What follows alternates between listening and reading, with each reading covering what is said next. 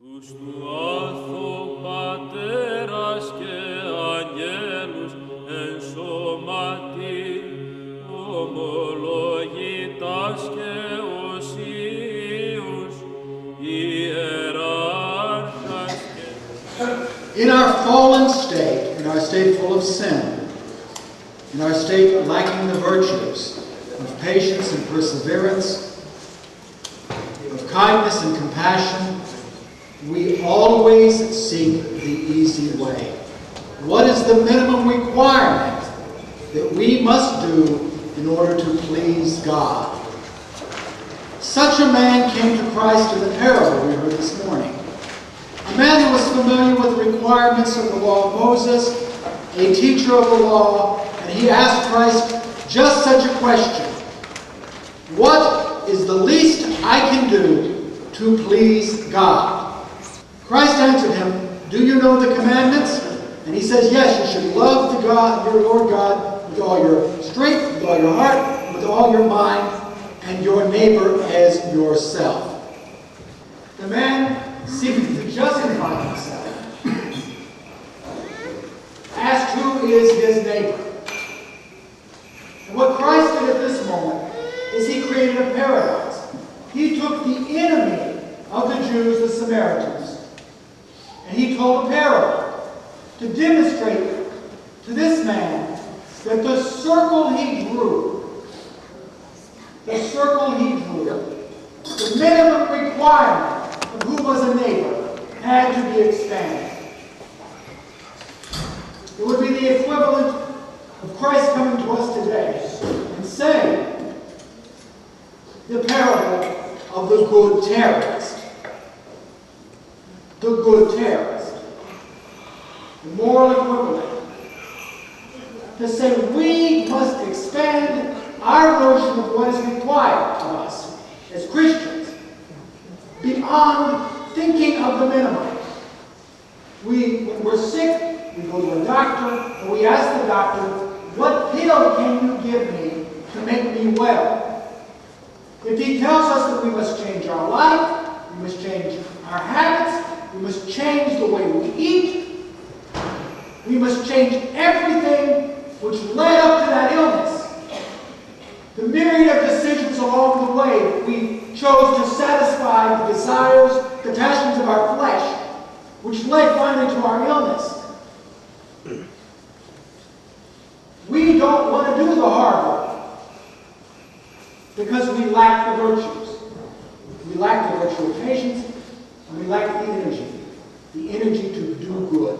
This man in the parable was on his way from Jerusalem to Jericho. Jerusalem represented heaven, Jericho represented hell, the fallen nature of man apart from God.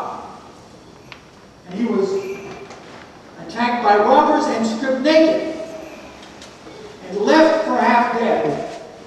And the religious people of the time, the Levites and the priests, fearing to be contaminated under the ceremonial law, refused to help. He was not their neighbor. They had drawn the circle of what a neighbor was so small that a man lying half dead in the road didn't qualify as a neighbor. But this Samaritan, this enemy of the Jews, saw this man lying there and had compassion upon him. And as the parable said, he bound him up, he put him on his own beast, he took him to an inn, he paid for his lodging, and the next morning he gave the innkeeper 2 denarii. In symbolic language, Christ was showing how he himself is the Good Samaritan.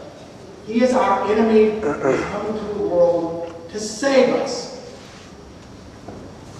who has found us lying half dead on the road to hell. Because all of us, brothers and sisters, if we're not seeking God with our whole heart, our whole mind, and our whole strength, we're like this man leaving Jerusalem on the road to Jericho. We're on our own personal road to Jericho, to hell, the land of the pagans, lacks virtue. And we too will be beset by demons and robbers, robbing of us of our salvation and leaving us for half dead. In fact, all of us, apart from Christ, if we do not see Christ with our whole heart, with all of our strength, even though we may still be breathing in this world, we are still only half dead, waiting for the breath of life to leave us. As Christ said to the man who couldn't follow him, "Let the dead bury their dead." Those of us who are spiritually dead,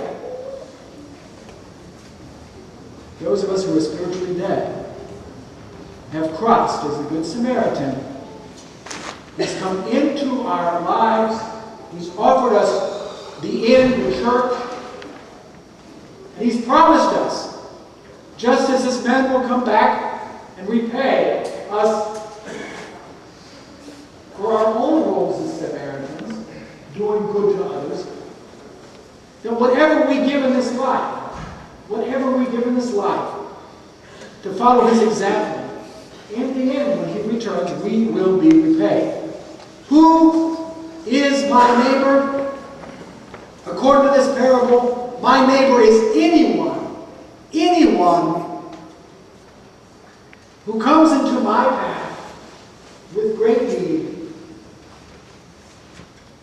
and I have an obligation, we all have an obligation to help those we find half dead on the road.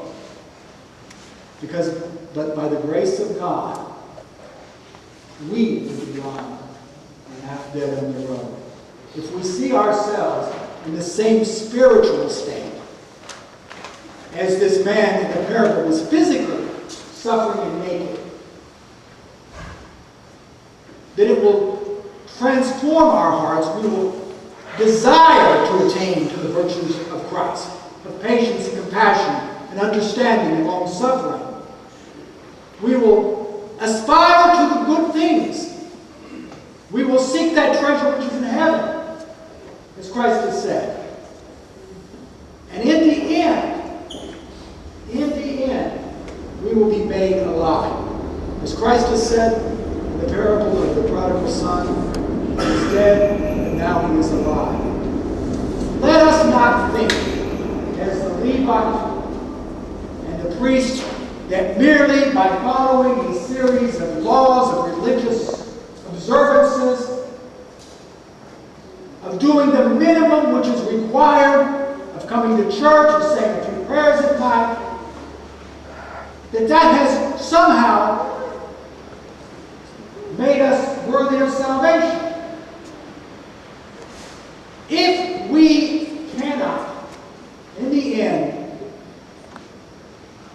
see all of those around us, and ultimately ourselves, who are in need of our wounds being bound, of the oil and wine of preservation and communion being given to us to bring us back to life. If we cannot see these things, then in the end, we're just, as I said before, on our road from Jerusalem to Jericho. And if we haven't been robbed and beaten and left for dead yet, the ultimate end of our life will be the demons will rob us, strip us naked, and leave us dead. This is the meaning, this is the revelation of the parable, that we should be the Good Samaritan. We should be that enemy of Christ, that enemy of God, that enemy of the kingdom, who transforms himself and attains to the virtue of Christ.